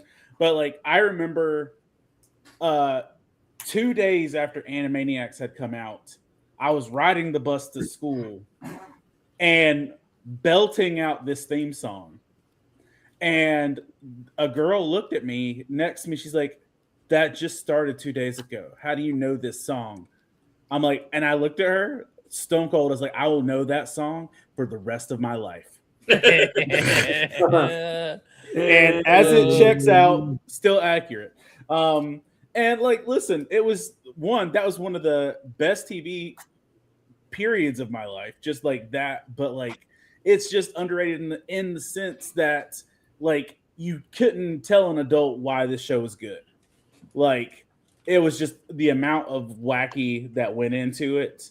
And I don't know. I was just like that song and the way that they would change the theme song every now and again in the middle.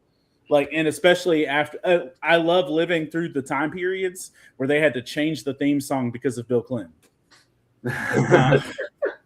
Yes. Great where goal. they had to, go ahead.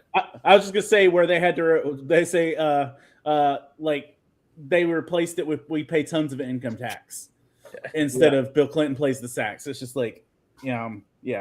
I was going to say, first off, to the ones in the chat that you guys just joined us. This is underrated. We already did the top 4 cartoons with Cellcast, actually. And so in the chat, I put the list of all the ones we already picked. And I personally was just kind of trying to avoid them. But some of the guys have, Andy being one, picked Gargoyles, but somebody else picked it. And then Hector's kind of trying to pick ones that we should have had on that list. And is doing it successfully. What I was going to say about Animaniacs was not only was the intro song good, but they had songs within the cartoon that were good. Yes. Like the Wacko's America, or Wacko's World, all the countries, and the capitals and all that stuff. Come on, those were bangers. Yeah, it was bangers. Animaniacs is great. Retro Rewind, I came halfway through, so I'm not sure what's been said. Prepping to cook 106 plates of jambalaya tomorrow. Make it 161, buddy. 161. Make one for me, please. A Geek Devotions. Francisco don't know nothing about no jambalaya. Don't even chat with him. He don't know nothing about Cajuns. You know that. So speaking of that, all right. Well, Andy Maniacs, can you top that for the George? I think I can. No differences. No. I can at least come right up next to it. Okay, how about that? I'm glad you said that. I'm glad you said that one, Hector, because this one I struggle with in the sense of like, is it underrated? Like of a cartoon, I think it is. There's a huge love for this show, so it's probably not. But it wasn't mentioned in our last show, so I'm going to take your kind of way of thinking with this one. It was mentioned quite a few times just in conversation tonight, not necessarily anybody's pick. But I think that it has the greatest. I think it has the greatest moment of any of these theme songs, and I'm just going to read the lyrics to you. Obtuse, rubber goose, green moose, guava juice, giant snake, birthday cake, large fries, chocolate shake, Fairly Odd Parents. Man, Timmy was an average kid. Fairly Odd Parents. Great song. It's the quintessential theme song, I think, for me. I'm going to go Fairly Odd Parents. I also absolutely loved the show, but that theme song is just next level for me. So I'm going Fairly Odd Parents for my George. Nice pick. Some education. Yes, we need some education for Francisco. Dude, one of my favorite cartoons of all time. I love this. Gosh, such a great time. I wish I could have made it to NCMS this year and got to meet him. But the guy who did it, Butch, was the guest at NCMS. But just really awesome. I love the premise of the cartoon, but this is one of the most catchy, jingles. I remember it kind of just. It's like big band swing. I mean, how fun is that? Yeah. And you know what else is really good? So, like you said, Ed, and Eddie earlier, and it just said Ed, and Eddie all the time. I like kind of like when the intro tells you, if you've never seen the show, what I'm about to watch. I mean, that's kind of like the anime openings. That's kind of what's really cool about those is like you get like this overview. You feel like you don't need to watch 1,000 episodes. You can just watch that wherever you're at and at least know a little bit. When you're like Ed, and Eddie, whatever, in the whistle. Yeah, you can see that they put. Well, to be fair, that's pretty much all that show's about. It is. That's the whole. You pretty much know everything you need to know just from that. Yeah. So this is a good pick. You guys like Fairly Odd Parents? Yes. Yep. Excellent show. Excellent. I mean, it's taken a Benjamin from you guys if you really love it, but really cool. I'm going to jump in for the sake of time because I know that Hector's got some things going on and all that jazz, and we just all kind of got stuff going on. So this one right here, when I thought of underrated, this is the first one that went on my list, and it stayed at the top the whole time. I actually wanted to mention this one last time, but it's underrated. It's one of those things that for a while I couldn't even find it on YouTube. And now when I find it, I've watched a couple episodes recently. You guys love Power Rangers. You talk about it all the time. Well, this is kind of pre-Power Rangers for Saban, and he was a kind of a part of this with the Saban Entertainment and Geek. You know, the 80s, Andy, we love to say had a ton of really cool music videos. Well, this is the music video of the 80s. I'm going with Kid Video. And if you've ever seen this show, it starts out with live action band, and they're playing, and they get sucked into the mirror, and because the guy wants them to steal their musical talents. And it's a music video every episode. It is amazing. It is so 80s. Master Blaster's the bad guy. It's like part live action, part not. And they're trying to get out of, gosh, I can't remember the name of the place. The Upside Down? No, not the Upside Down. That's Stranger Things. What is it called? I bet it's in here. But yeah, I'm not making this up, Andy. This is a real show, and you need to watch it. The first one that I'm struggling to find on Spotify. Oh, good. It was hard to find. It was hard to find for a long time, and now they finally have it back out. But Kid Video, I'm going with that. Never heard of it. Now, funny enough, I was looking at Captain and the Game Master, which is basically the same show but video games and not very similar. It is very similar. Yeah, this is such MTV energy, dude. 1984. What's the name of the song? KIDD. Oh no, yeah. Video. When I type in and find this playlist, it's all like actual songs by Tears for Fears and stuff. It's not actually. I don't know. I'll help you find it. I'll go on Spotify and send it to me, and I'll add it to the playlist. We almost got every one of them on there.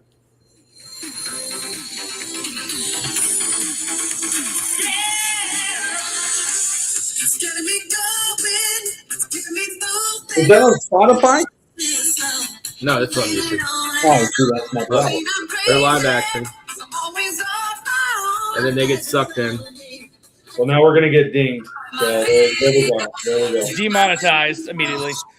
Yeah. Oh, like we're making they're gonna steal our 18 cents that we made today. So, Hey, we can't be monetized in Malaysia. Come on. The theme song is called Video to Radio. Video to Radio.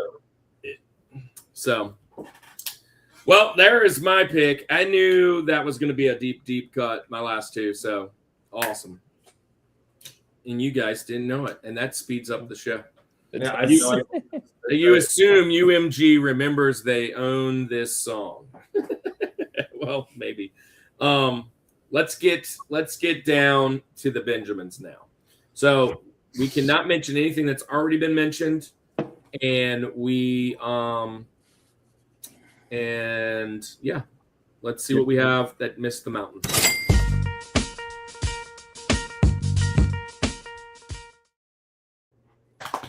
I have a feeling that I'm going to nail all 8, Andy. It is looking good. My next 4 is still hanging in there. But this is what we're going to do. So Benjamin Franklin was widely considered the 5th guy on the mountain, but he missed the mountain. He didn't make it, so we call him honorable mentions. And so we're going to find out who missed our mountains today. All original picks. We can't pick anything that's already been picked. So CJ, and we don't have to discuss this too much more. It's more of a quicker segment. CJ, you're up first. What missed your mountain today? Yeah. So Hector, you will not be surprised that my entire list has not been chosen. Hector's going CJ picks, trash picks. So that's all right.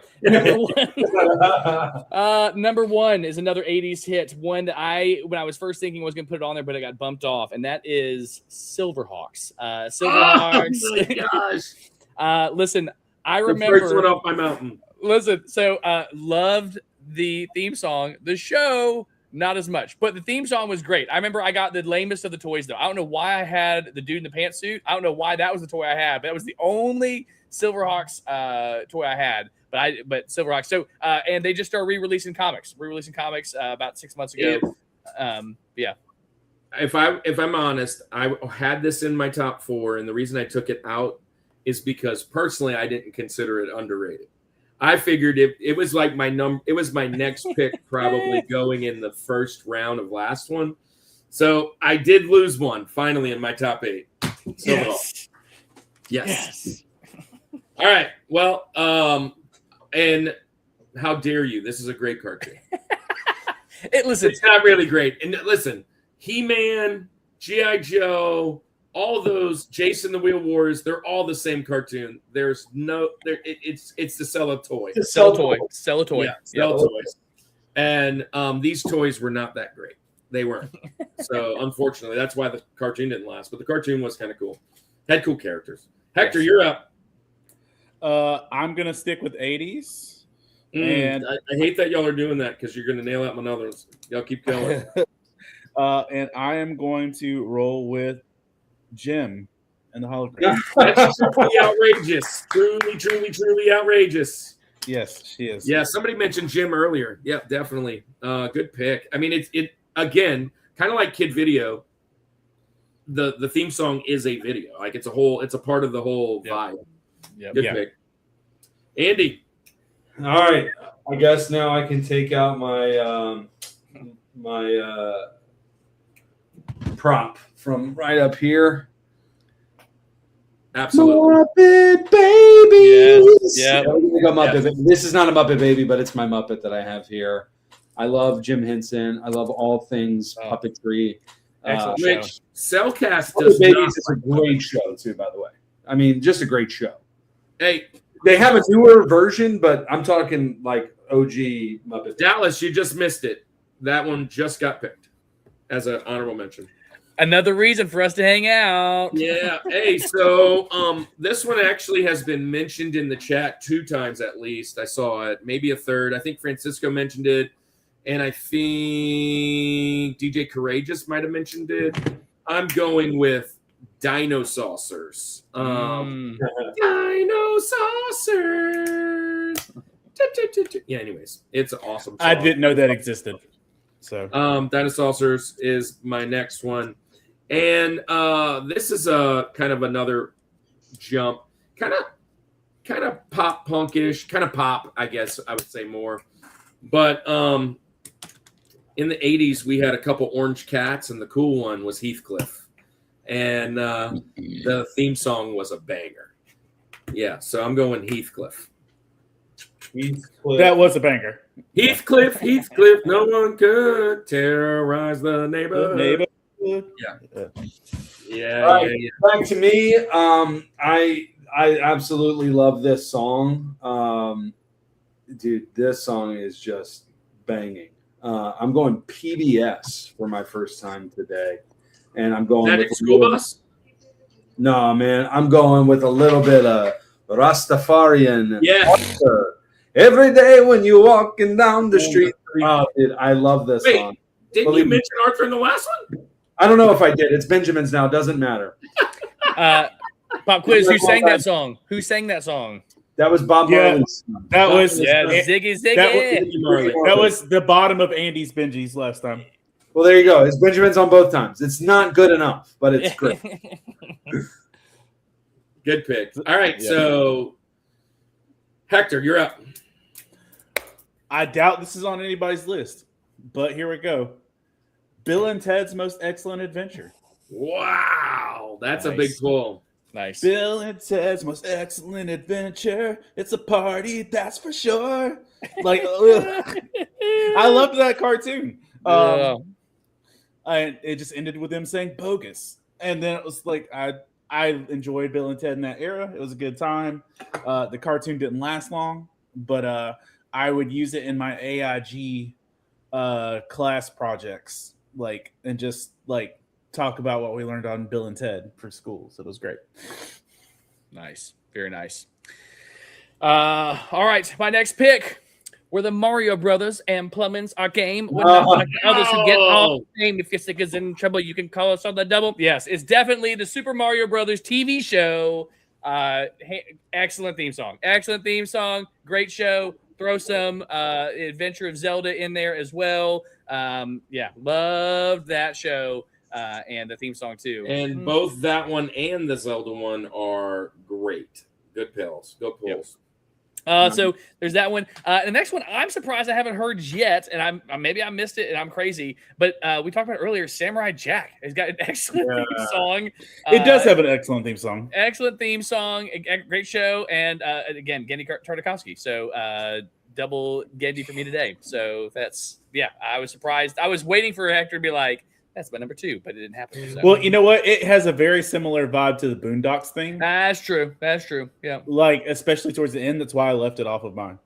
So do you go again? No, I went twice. I got Mario Brothers Okay. and Samurai Jack.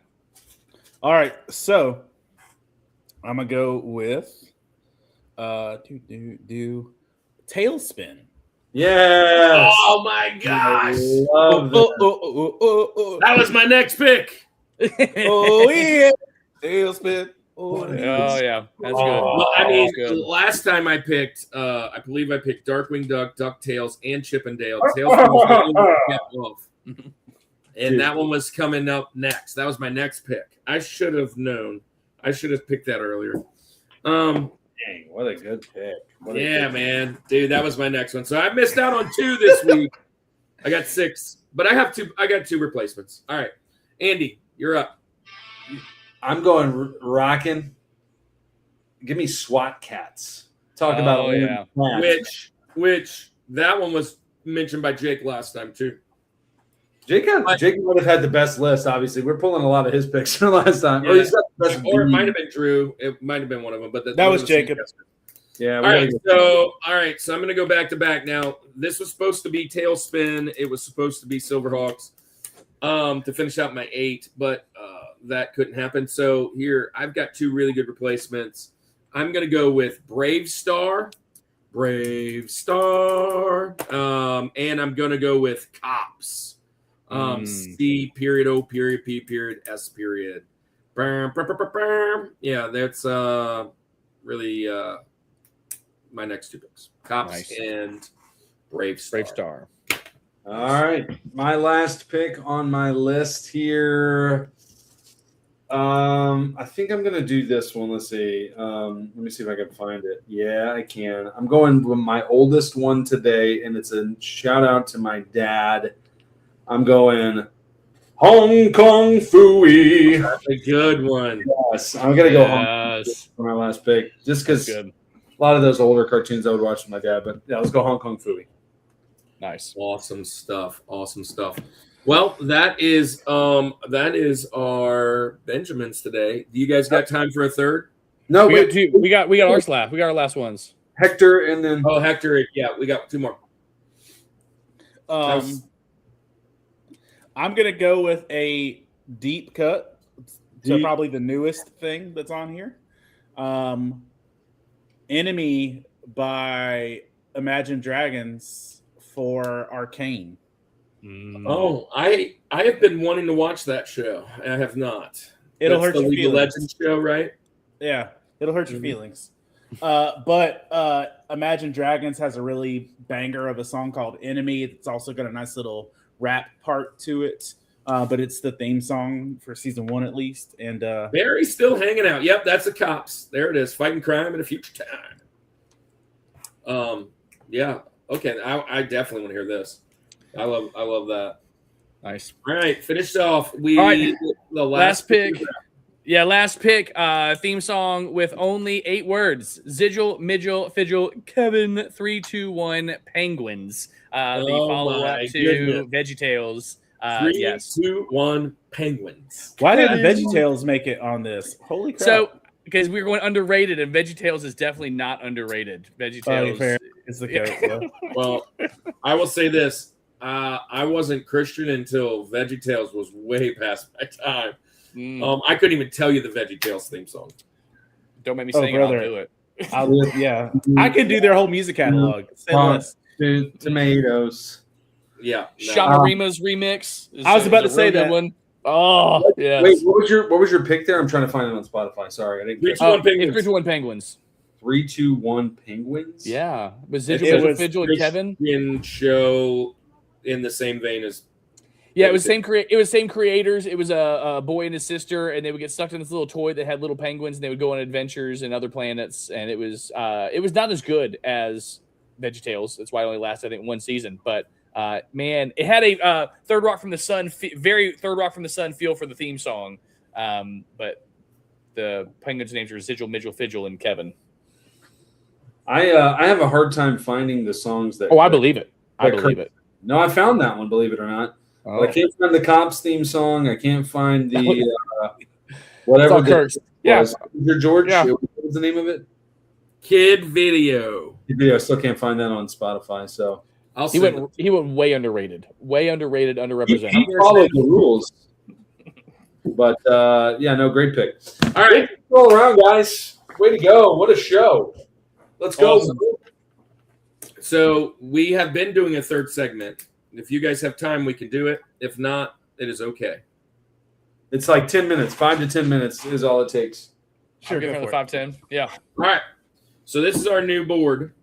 We use this at the conventions to bring people in and kind of have fun conversations to make shorts with. There is, I think, 14 things on here. And a couple of them are Rushmore, so we're going to skip those. So, like, this is the retro Rushmore, and we would ask them something of nostalgia. So we'll skip all the Rushmores. We'll skip the 1v1 draft, which is very much like Benjamin's. But all the other ones, if it lands on there, well, Hector and CJ, you'll play a game against each other and see who wins. So okay. I'll share the game when it happens. If it lands on one of them that we can't do, I'll spin again. So it's games like this or that. Hot take. That's the 1v1 draft. It's like hot takes. Hot take. You got a mentalist. Speak it in. Oh, who's your George? Okay, that works. So we haven't done this one yet. So who's your George it's going to be essentially a couple questions, and you just have to quickly. It's kind of like lightning round. Tell me your number one of a topic from probably cartoons, and I have all these built out. Let me pull it up for you, and essentially this is. Oh, by the way, this is the very first second segment we ever did. So this, before we did Benjamin's, this was the game Andy and I would play for the second segment. So, all right, here we go. So, y'all are both going to get the same question. So it's kind of lightning round, but it's not really lightning round. So, most hype cartoon intro theme and show together. X-Men. The number one. X-Men. Ever. Because this isn't underrated. Just most. Yeah. X-Men. X-Men. Batman the Animated Series. Yeah, that's a good one too. Yeah. It's good stuff. Best singing vocals in a cartoon theme song. Oh, easy. But y'all tell me. Best vocals. Oh man. I can't get Defenders of the Earth stuck out of my head. It is not the best vocals, but that is like I can't get it out. It's right there. Yeah, I'm just gonna go Defenders of the Earth. It's some good vocals. It's some trash lyrics, but it's some good vocals. Francisco says Count Duckula. Hector, you got one?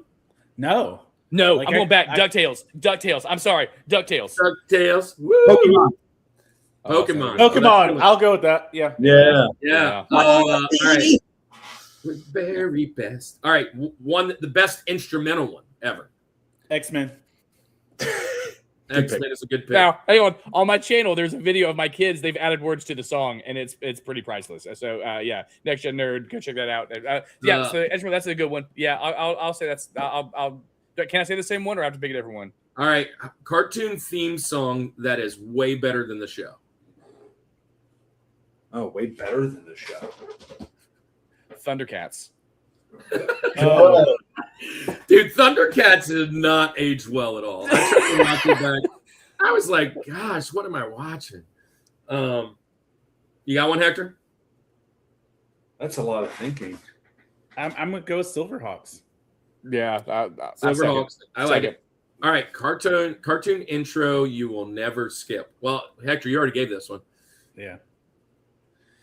Never skip. Well, I'll give another one. Free Ren, season 1. So anime. for me, won't skip the Netflix Voltron. Netflix Voltron intro. I love that one. Love it. I was All watching right, it 3 or and 4 times today. the very last one. What is the most nostalgic cartoon song for you personally? Muppet Babies. Yeah. Ninja Turtles. Babies.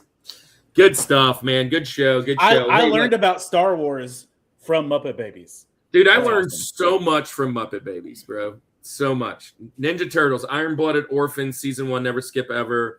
Fair Hector, that's fair. Bing Bing Bum on Mashal, says Princess Batman, King, Retro Rewind. Celeste is dropping bombs. Hey, haven't seen this guy in a while. He survives a stroke. Gummy Bears out with a banger. Gummy Bears was on my last list. Another Dude great survives vocals. a stroke. He hits 1 million views on a show. He's going to run a Hey, Andy, guess what? Keith had a stroke, guys, back in December. We've been praying for him. We love this guy so much. But he is trying to run a marathon now that he has had a stroke. And one of the places he's picked for his half marathon, Andy, Decula. He's coming here potentially to run around Archer in the woods. That's all. Look, Keith, if you pick Decula, let me know. I mean, you could probably stay here as long as as long as we're here, because my family will be traveling around that time for sports. But if we're here, come hang out here. Save you some money. Just got done with the whatnot. I'm here, man. So yeah, man, we love you, Keith. Glad you're doing better. I just thought about this. My unskippable is Hey Arnold. That's a good pick. That's my unskippable. I mean, my unskippable is Ninja Turtles by far, 100%. He said, I am genuinely considering both that one and the Atlanta one. Hey, I'm only an hour and something, depending on what side of Atlanta you're going to. But Atlanta is an hour from Atlanta, so good luck with that. Yeah. But Keith, you're always invited. Love you guys. All right, so let's tell everybody good night. And are we under 2 hours? Andy, it's been we won't end under 2 hours. Yeah. We finished under 2. Now I knew we could do it fast. But Hector, tell everybody about your neck of the woods, your side of the internet, where people need to go to pick up these amazing devotionals and other things, and like maybe a convention or something you got coming up. Tell everybody about what you're doing. All right. You can head over to faithandfandom.org. We have more than 200 geeky devotionals free to read there. Wherever you get your podcasts, you can also search for Faith and Fandom. And if you type audio with Faith and Fandom, it'll pull up audio chapters of all the stuff in the books. If you search Faith and Fandom on Amazon, you'll find me there. Or I just put out a fiction D&D style book that's there. I will be traveling a lot this summer. I will be at Heroes Con in Charlotte, North Carolina, June 12th through the 14th. And that's the first con that Jeff Loeb is ever going to do outside of San Diego, which is a huge thing. I'll be there. I'll be doing Geek Church at GalaxyCon Raleigh. And then I'll be doing some speaking at some Bible camps in Alabama, North Carolina, and some other places as well. And you can I think that covers most of it. But you can find me at Faith and Fandom on all the socials. That is awesome. How about you, CJ? Share your neck of the internet. Yeah. So you can find my audio podcast at nextgennerd.com. On YouTube, it's nextgen_nerd. I've also got several devos I've done on Bible Thump with Love Thy Nerd. Hector and I do the Pull List podcast on Love Thy Nerd. I've written several articles there as well. Those are kind of the big things that we do. And if you want to be on the show, hit me up, send me what you want to talk about. We can make it work happen. Well, I can tell you right now, if you guys ever need some guests, we would love to come and hang on your neck of the woods. Yeah, man. With you. Also, Hector, you didn't mention this, but one of my favorite things Hector does is every Friday morning or every other Friday morning, he jumps in on Facebook and whatever. And Hector, I right at about the time you go on, I'm changing classes that Friday morning, and usually I'm standing at the door waiting for a teacher with you kind of propped up, trying to listen without getting in trouble and let kids get out the door. And then I'll try and send a comment or two if I catch him. But on Friday mornings, he just gives like the pop culture news. Like everything going on in the world. I'll be doing that tomorrow afternoon because I have to line up my daughter's graduation at 7 a.m. But I love Barry. I'll be in GalaxyCon Raleigh. But yeah, Barry, go see him. Barry is he was in the military with me and great dude. He's a collector of action figures, so maybe you'll see it. I'll be on the 4th floor of GalaxyCon Raleigh up in Artist Alley, and then we'll have Geek Church on Sunday morning, and there'll be a Faith and Fandom discussion panel either on Friday or Saturday, I believe. Barry, go and check them out. We're hoping to do Southeast Gaming Exchange this year. We were invited to do it. Haven't got any of the details yet. That's going to be in July. We're really praying about that. That's a big deal. It's one of the biggest video game conventions in the country. And hopefully we can have Geek Church there too. That's one of the things that Austin said we potentially could do. 2 hours later. 2 hours later. And we passed the 2-hour mark. Yep. And by the way, Double Mint is running it as well. We should all hang. Definitely. I want to go and visit Double Mint over in their warehouse. Don't feel obligated to hang out with and stay at my place if you're staying with those guys, Keith. But the offer is open. I just know that, we love you, man. And I'm glad that you're doing well. Been following, I think it's day 71 today or 72. I don't know, but go and watch him. He's doing a cool journey. Well, guys, thanks for being here. It's been amazing. I can't wait to hang. Next week, I believe, let me just share this and then we're out of here.